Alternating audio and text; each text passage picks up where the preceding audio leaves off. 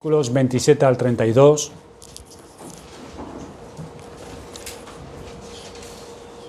Dice así el pasaje. Después de estas cosas salió y vio a un publicano llamado Leví, sentado al banco de los tributos públicos, y le dijo: sígueme. Y dejándolo todo, se levantó y le siguió. Y Leví le hizo gran banquete en su casa, y había mucha compañía de publicanos y de otros que estaban a la mesa con ellos. Y los escribas y los fariseos murmuraban contra los discípulos, diciendo: ¿por qué coméis y bebéis con publicanos y pecadores? Respondiendo Jesús les dijo: los que están sanos no tienen necesidad de médicos, sino los enfermos. No he venido a llamar a justos, sino a pecadores al arrepentimiento. En este breve relato de Jesús y Leví, vamos a ver al hombre más dichoso de Capernaum. Esto sucedió cuando este publicano fue llamado por Jesucristo. Y estamos aún en esa ciudad, en Capernaum, pues Jesús sale de aquella casa donde curó al paralítico, en el versículo 26. Bueno, estaba versículo del 17 al 26. Está en la misma ciudad. ¿Y en qué notamos, hermanos, que Leví es un hombre dichoso? ¿En qué notamos que este publicano es un hombre feliz? En que procedió de la misma manera que aquel padre de la parábola que organizó una fiesta cuando su hijo regresó. ¿Se acuerdan del hijo pródigo? Aquel hijo que malgastó todos sus bienes en rameras, que se gastó toda la herencia que era suya, pero le pidió al padre y se fue a una región alejada de su padre, se gastó todo el dinero. Dice que cuando este hijo pródigo regresó a casa de su padre, el padre hizo una gran fiesta, un banquete para su hijo, pues estaba perdido y fue hallado. Y en esa cultura, la gran alegría por un acontecimiento importante se expresaba organizando una cena donde se invitaban a los que se podían invitar. Así este Leví organizó no una cena, sino una gran cena. Y en ese gran banquete, Leví abrió las puertas de su casa a mucha gente. Por supuesto, a sus colegas de oficio, a aquellos que se dedicaban a lo mismo que él, publicanos, a otros conocidos, amigos suyos. Incluso esas puertas estaban abiertas para esos que más le incordiaban, a aquellos que eran más críticos con él, que le hacían la vida más difícil o imposible. Invitó a sus enemigos. Esto es, a los fariseos, a los escribas. Podrían estar ahí dentro y comer si querían. Seguramente ellos no lo harían, por no contaminarse. No comerían nada. Y esta gran cena era en honor al Señor Jesús, como vemos en el versículo 29. Y Leví le hizo gran banquete. Era en honor a Cristo, a Jesús. Leví quería que sus compañeros lo conocieran también. Y viene la pregunta: ¿qué hizo de este hombre el más contento de esta ciudad? ¿Qué es lo que le ocurrió? ¿Qué hizo que este hombre fuera el más dichoso? Y esto nos debe llamar la atención, hermanos y amigos, dado que eso que a este hombre traía tal felicidad, tal dicha, es lo que a muchas personas les produce rechazo o lo ven como una gran pérdida. A este Leví se le ve tan feliz porque un día, estando en su oficina, ocupado en su trabajo habitual, cobrando impuestos en medio de su libro de caja, con los pagarés, con los recibos, con los cobros, recibiendo gente, un día Cristo, que pasaba por allí, lo llamó. Versículo 27. Suponemos que Leví conocía algo acerca del Señor Jesús.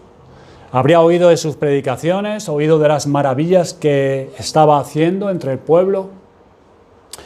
Eso que hizo Cristo al llamarle fue tan grande para él que dejó todo lo que tenía en sus manos para seguirle. Verso 28. Y por la forma del verbo y por el testimonio que se da de este Leví, que sería el apóstol Mateo, el publicano, este seguir a Cristo no fue algo momentáneo, algo pasajero, algo de ese momento que bueno, sino la nueva orientación de su vida. ¿Qué liberación más grande experimentó este hombre estando en su trabajo? Por lo que Cristo hizo.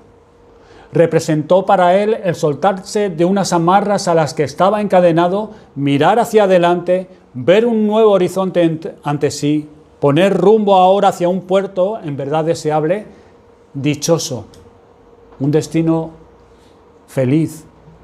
Y esta liberación que conoció y esa vida nueva que se abrió ante él fue lo que trajo tanta dicha al pecho de este hombre.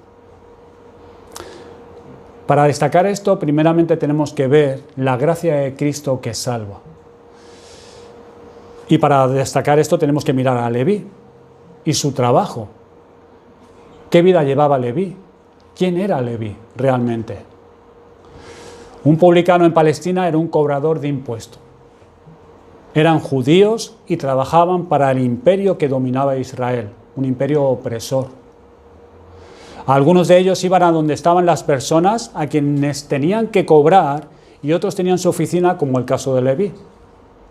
Este cobraba impuesto de las mercancías que se transportaban para ser vendidas, estaría en un camino principal y esas caravanas de comerciantes, ya sean extranjeros o judíos, que iban para el norte o para el sur con sus productos, tenían que pagar sus impuestos. Y ahí estaba Leví para cobrar esos impuestos. Ahí estaba también el puerto, por donde llegaban barcas cargadas con mercancía. Estos pasaban también por caja. Una compañía de soldados romanos ayudaban a cobrar a dichos publicanos y garantizar con su presencia que los mercaderes pagarían lo que tenían que pagar. Y era una profesión como las demás. Ciertos publicanos respondieron a la aplicación de Juan el Bautista y fueron a él para ser bautizados diciendo: Maestro, ¿qué haremos? Y Juan el Bautista nos dijo: no, ustedes que son publicanos, no tienen que dejar el trabajo. No, les dijo: no exijáis más de lo que os está ordenado. Lucas 3:12. Pero fácilmente, hermanos, amparados por el poder, estos publicanos se excedían en sus cobros. Habían tasas definidas por el imperio que ellos podían subir para su propio beneficio. Además, cobraban de las multas de los impagados. Era una profesión bastante lucrativa. Sin embargo, una profesión como esta exigía relacionarse con gentiles, lo cual hacía que los judíos fuesen impuros para las ceremonias del templo. Esto es, estos hombres no se podían presentar en el templo. Además, era trabajar para el imperio opresor, Roma, y cobrar sus impuestos a tus conciudadanos, a tus paisanos. Supón que nos invade una nación extranjera ahora en España, que no estamos lejos, pero supón que nos invade una potencia extranjera, por ejemplo Marruecos, que está más cerca, y domine nuestro país.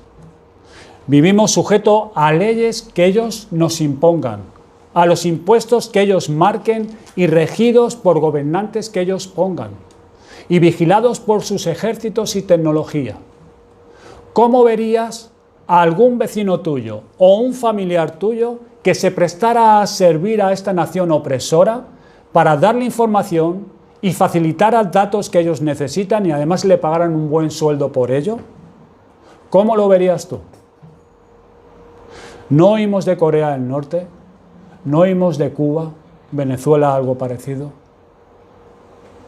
Esas personas serán miradas mal, tenidas como traidores a la patria, que se aprovechan para sacar dinero de esta situación a costa de sus paisanos. Así es como lo mirarían.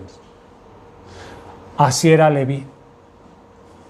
Así era él. Por prestarse a todo esto, no podía participar de la sinagoga de su región, no podía asistir al templo en las fiestas solemnes, estaba excluido de privilegios de la sociedad judía, era mal visto por sus ciudadanos, como un hombre descarriado, un hombre pecador, apartado de Dios, que poco le importa a Dios y sus leyes. Así era Leví. Estos publicanos vivían al margen de la religión de sus padres. Si no podían cumplir las reglas y mandamientos, no les importaba. Ellos tenían otra vida, encontraron lo que necesitaban, ganaban dinero y mucho dinero. Y esa era su vida. Que diga la gente lo que quiera. Yo tengo mi trabajo y me va bien y puedo disfrutar de la vida.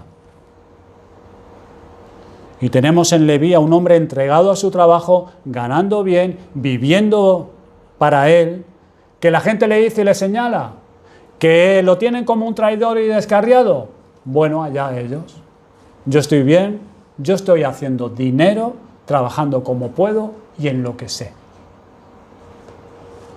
A este hombre así un día Jesús pasó cerca de su oficina y lo miró.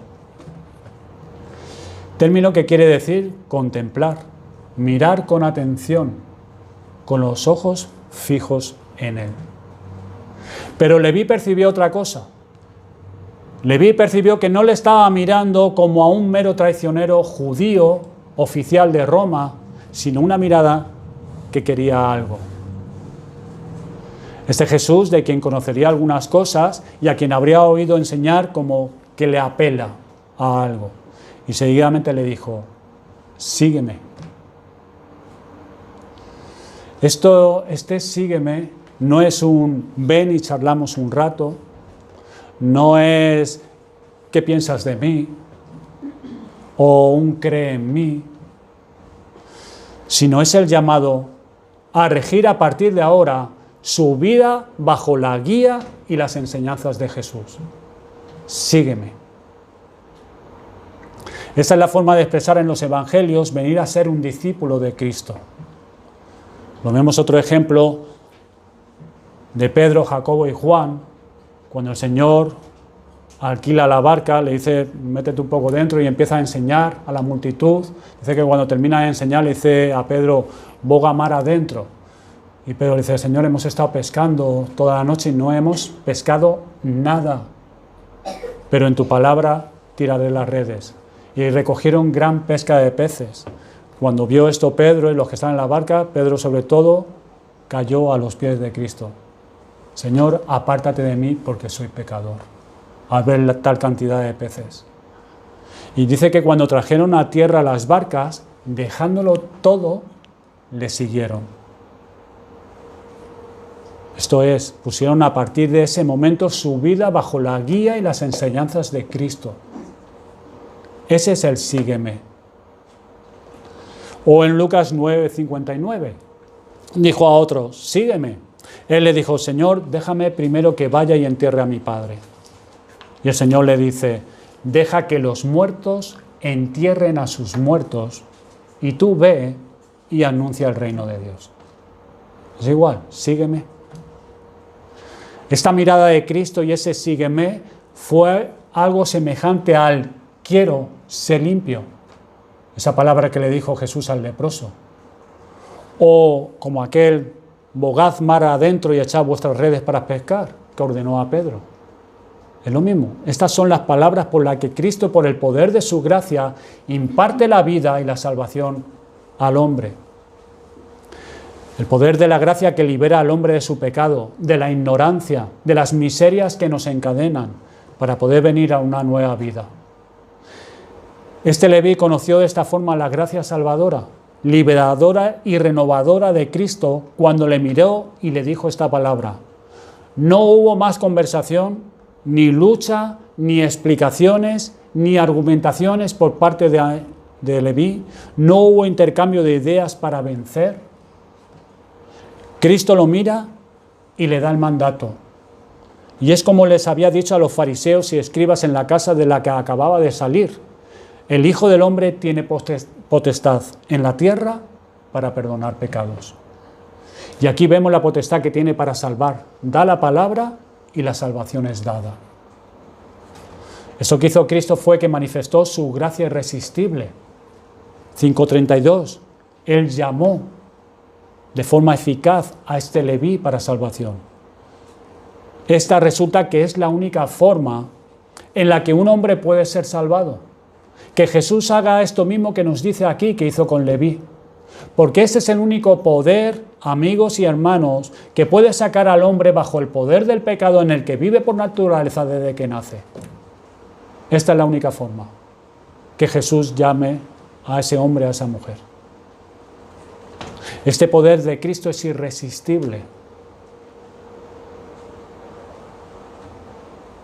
Juan 10:16. También tengo otras ovejas que no son de este redil.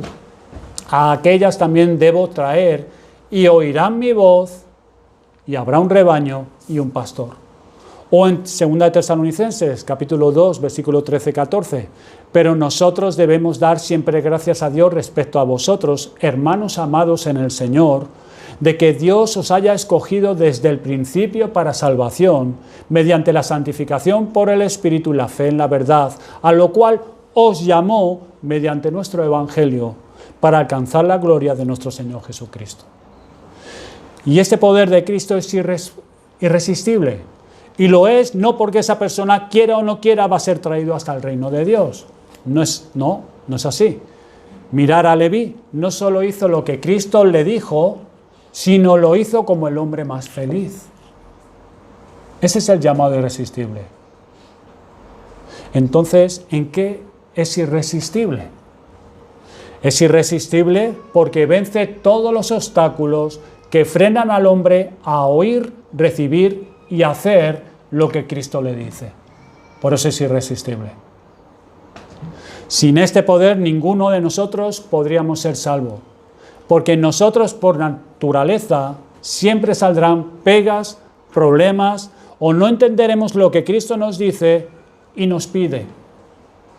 Es este poder de Cristo, el llamado eficaz, el que nos capacita para recibir y hacer lo que Cristo nos dice. Y en este caso es seguir a Cristo. Además, este relato nos recuerda que este poder de la gracia de Cristo es dado a aquellos que no lo merecen. Y aquí un hombre despreciado por muchos, un traidor, un hombre que vivía indiferente a Dios e indiferente a su adoración y su voluntad. Un hombre centrado en su trabajo, en su dinero, en su bienestar, en sí mismo. Y Cristo le da su palabra y lo libra. Le da vida nueva. Le da las dádivas de la gracia de Dios, que son sus favores celestiales. No hay méritos en este hombre. Dime algún mérito en Leví. No hay ningún mérito en él. No había unas obras que pudieran hablar favorablemente acerca de él, que movieran a Cristo a acercarse a este hombre, que Cristo pudiera ver algo en él que ni siquiera en él había un fondo bueno. No había nada en Leví. No hay nada de eso. No había nada a su favor, sino más bien todo en su contra. Que Cristo se acercase a este hombre para mirarlo y decirle tal cosa fue puramente la gracia de Cristo, que quiso dar a este hombre la vida y salvación que no merecía. Porque no he venido a llamar a justos, sino a pecadores al arrepentimiento. Este es el proceder de Cristo con este hombre y con nosotros. ¿Qué Salvador nos ha dado Dios?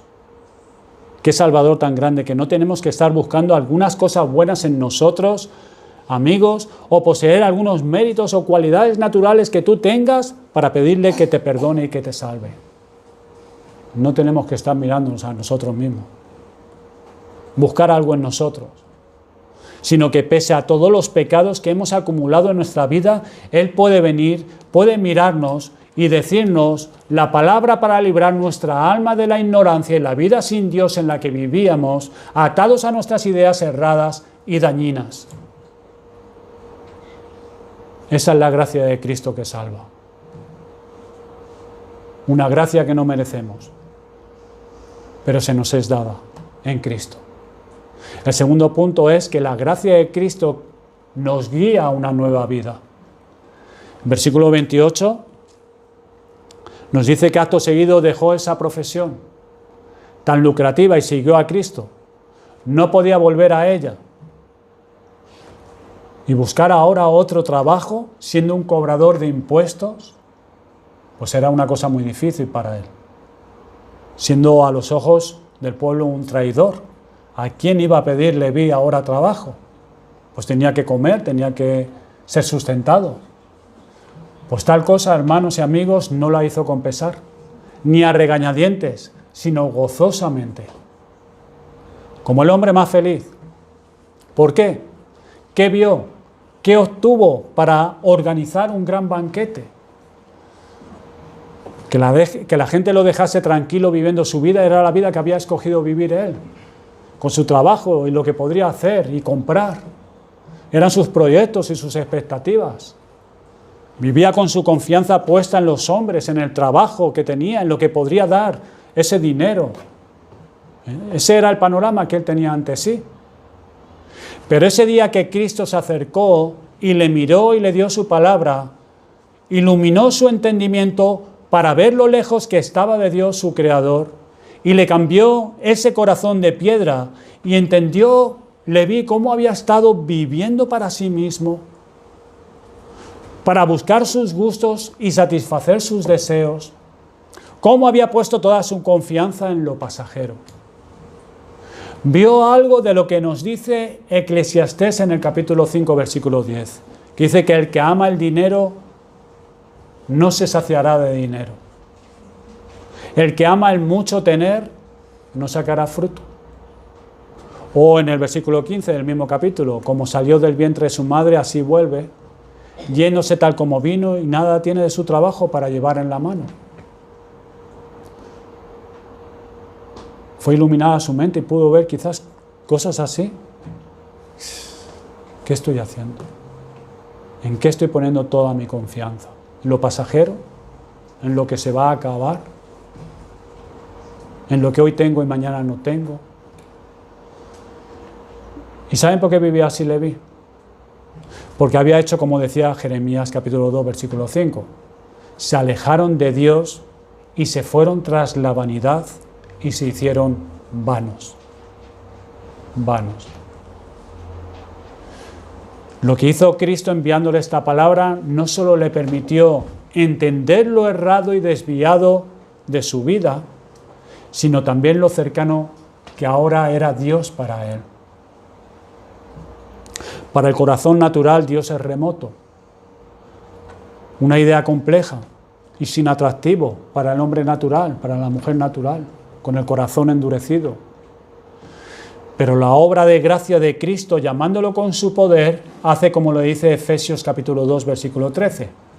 Vosotros que en otro tiempo estabais lejos, habéis sido hechos cercanos por la sangre de Cristo.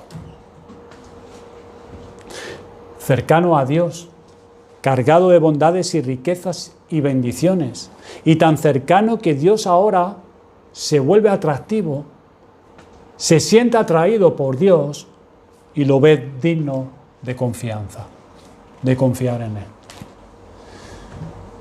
En Cristo, este hombre ve la bondad de Dios para con él y su amor cómo vino, cómo Cristo le miró, cómo se dirigió a él y lo llamó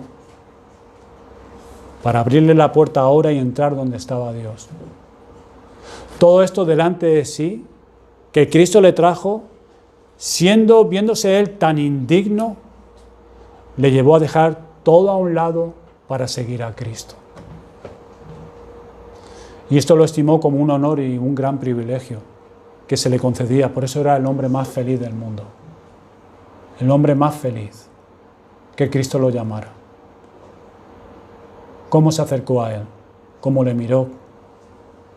¿Y cómo le llamó? Leví, sígueme. Ahora podía confiar en Dios, pues lo veía real y cercano. Y es tan real y cercano que puede poner su vida y su futuro en las manos de Cristo. No ya en su trabajo, no en su dinero, sino para ser guiado y enseñado ahora por Cristo. Esto era más precioso que seguir viviendo para sí mismo, aferrado a su trabajo, a sus proyectos, sus gustos, sus deseos, y esperando lo que podía hacer y conseguir con su dinero. Eso ya no tenía valor. Por poner esa confianza en Cristo, Leví pudo soltarse, pudo romper las ataduras y dependencia que tenía de estas cosas, de esta forma de vivir. Y qué liberación más grande para el alma. Por eso dice el Salmo 5, versículo 11, alégrense todos los que en ti confían, den voces de júbilo para siempre, pues tú los defiendes. Por eso era tan feliz. El alma de esa forma sabe que ha regresado a su hogar, a su creador de donde salió. Ese hombre que vivía para sí, confiando en vanidades que no aprovechan, sino que embrutecen y endurecen contra Dios y añaden más mal a todos sus pecados. Este Leví, sin merecer nada, fue llamado por Cristo de esa vida y de la condenación que merecía para ser traído a Dios a una nueva vida. Y Cristo hizo de él el apóstol Mateo. El apóstol Mateo, Lucas 6, 15. Uno de los fundamentos de la Iglesia que se extendería, hermanos, por todas las naciones, con todos esos que Cristo llamaría de todas las naciones. Y dejó para todos nosotros un legado que sería una joya preciosa para el bien de millones a través de todas las generaciones. El Evangelio según San Mateo, el cual ha traído tanta consolación y fortaleza a la Iglesia de todos los siglos por todo el mundo. El Evangelio de Mateo. Como decía cierto autor, Mateo perdió un cómodo trabajo por seguir a Cristo, pero encontró un gran destino para el cual vivir. Él perdió buenos ingresos económicos por oír el llamado de Cristo, pero encontró un lugar de honor. Él perdió una seguridad confortable al seguir a Cristo, pero encontró una vida que él nunca habría soñado alcanzar. Esto es lo que hace Cristo cuando llama a pecadores que no merecen nada de esto. A la luz de todo esto, tú que resistes el llamado de Cristo por el Evangelio, ¿sabes lo que estás haciendo? Tú que no obedeces lo que Cristo quiere, ¿sabes a dónde vas? ¿A dónde llegarás? Si sigues así, llegará el día que lamentarás y maldecirás el haber nacido, lamentarás haber vivido esa vida que ahora no quieres soltar. Y no quieras mirar para otro sitio, pues Cristo es tu única esperanza para que esto no suceda contigo. Entrégate a Él, entrégale tu vida y tu futuro en sus manos, a Cristo. Y tú que has sido llamado por Cristo a seguirle, recuerda que seguir a Cristo es la verdadera marca del discípulo. Eso fue lo que había hecho también Pedro, Juan, Jacobo y muchos otros. Seguir a Cristo no es meramente pensar en Él. Seguir a Cristo no es solamente creer en Él. Es orientar tu vida de otra manera, donde tú asumes unos riesgos y tienes que pagar un costo. Y esto por obedecer a Cristo en todo lo que te pide. Y este seguir a Cristo te lleva a dejar el cuidado de tu vida en sus manos. Cristo nos sigue diciendo, sígueme. Leví, dejándolo todo, se levantó y le siguió. ¿Es eso lo que tú estás haciendo? No solo si lo hiciste, sino si lo estás haciendo todavía. Hacer lo que Cristo dice primero que nada. Aunque duela, aunque te cueste, aunque te resulte difícil, ¿estás obedeciendo a Cristo en lo que te pide? ¿Sigue siendo Cristo así de precioso para ti? ¿Sigue siendo Él digno de toda tu confianza? ¿Sigue hoy siendo Cristo el objeto de tu amor? Vamos a orar.